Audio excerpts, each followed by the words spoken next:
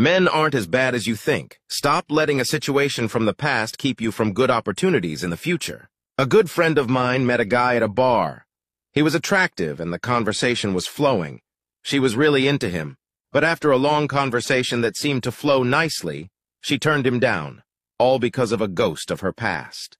The same way my friend loses potential matches, one of my best friends lost thousands of dollars.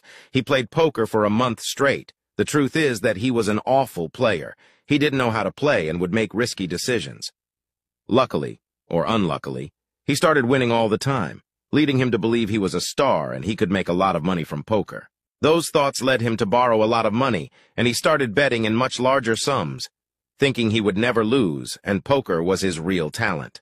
However, being the awful player he is, he ended up losing all the money he had made, all the money he had saved up, and all the money he had borrowed.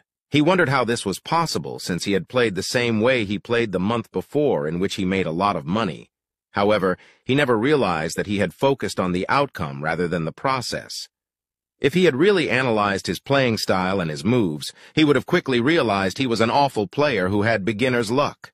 Now let's talk about my other friend's last relationship. She had given everything she had to offer. She was kind, loving, patient, and loyal.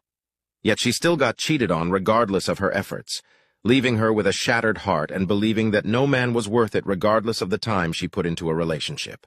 Contrary to the poker player, she had been good but had a negative outcome.